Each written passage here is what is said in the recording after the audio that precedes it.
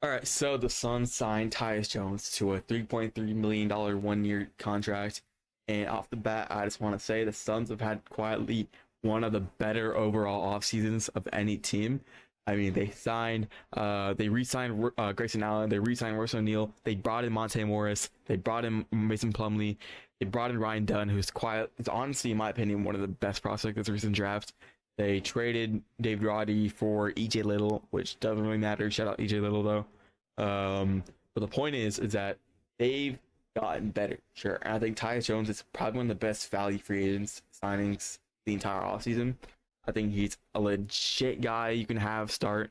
He averaged 12, 3, and 7 with a steal for the Wizards last season on actually good efficiency on 49 from the field and 41 from three. And he's a big part of the Kristaps Porzingis trade last year that won the Celtics a championship.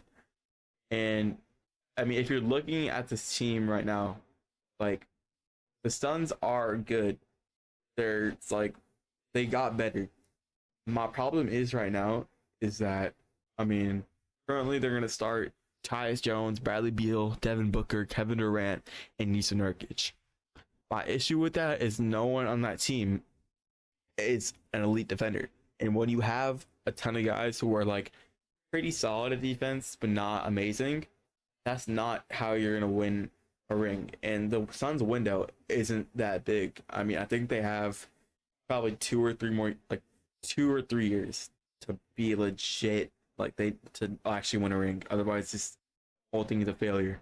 And they don't have that much time. Like, and part of the reason why they traded for Bradley Beal last summer, they gave up Chris Paul isn't as good as he used to be. He's still an amazing playmaker and he can defend. He's just injury prone. But the reason why they traded him for Bradley Beal is so they could have this three-headed dragon of Devin Booker, Kevin Durant, and Bradley Beal.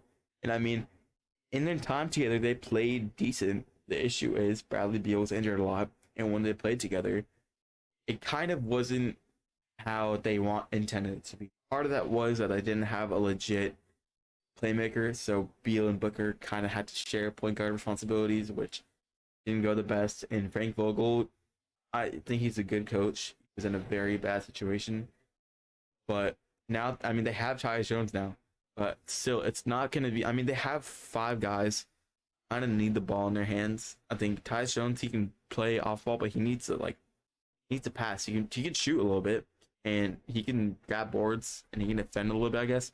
But the main reason why you're getting Tyus Jones is so he can facilitate. He's gonna need the ball.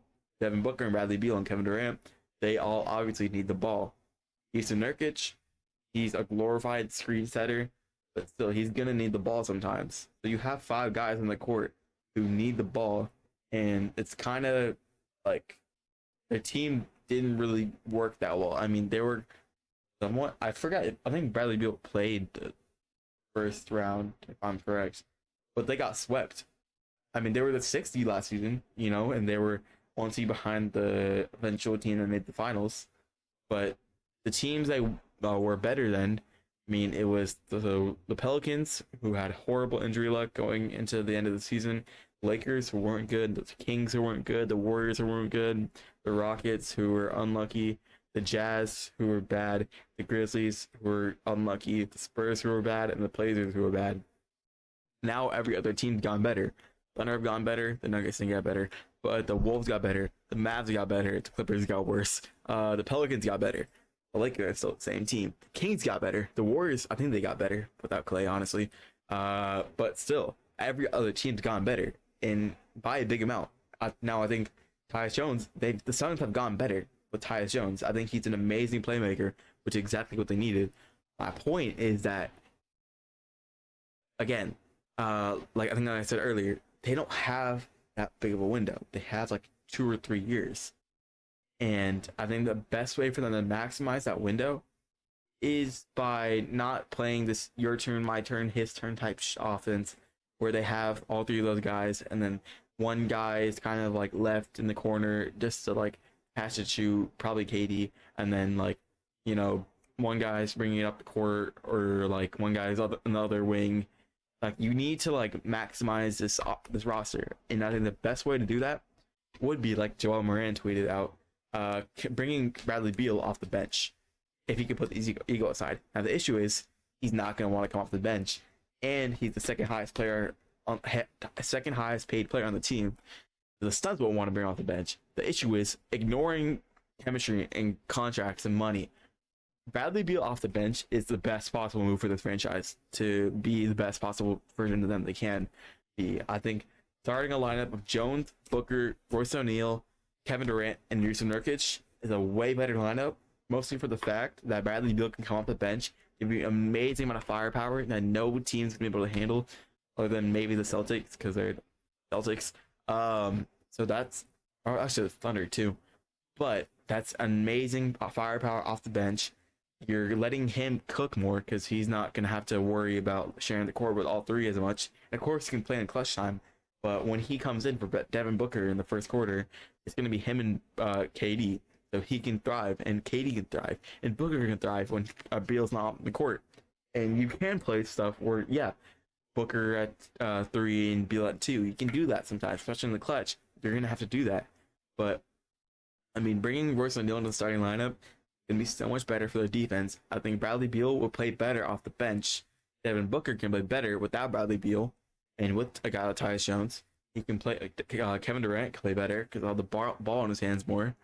And the defense will be better because, again, Royce O'Neal is a legit defender who can still do some stuff on offense, but he's a way better defender. He doesn't need the ball in his hand that much, and it gives you more options to play with.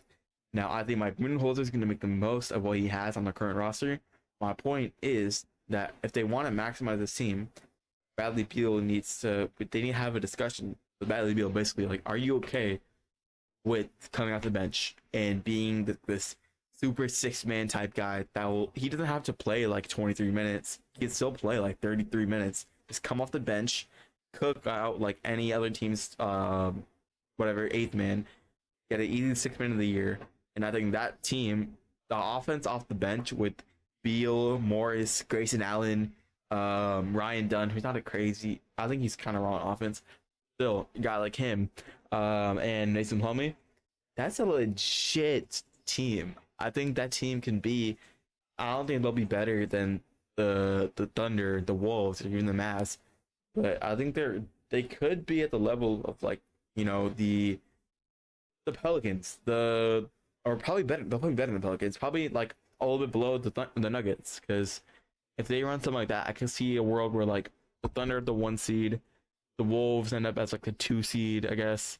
The Mavs are like the 3 seed, the Nuggets are like the 4 seed, and the Suns are like the 5 seed, which again isn't that much improvement from last season, but in a much better Western Conference, they'd still be better than teams like the Clippers, the Pelicans, the Lakers, the Kings, the Spurs, who I think are going to be surprising next season. The Rockets are also going to be really good with Reed Shepherd. You know, that team's way more set to be a contender next season. And I think now, obviously, Bradley Beal is going to start. It's going to happen. I'm not a coach. I don't know what I'm talking about, obviously. But hypothetically, if I was a coach, I would talk to Beal. And I don't think, again, it's not going to happen.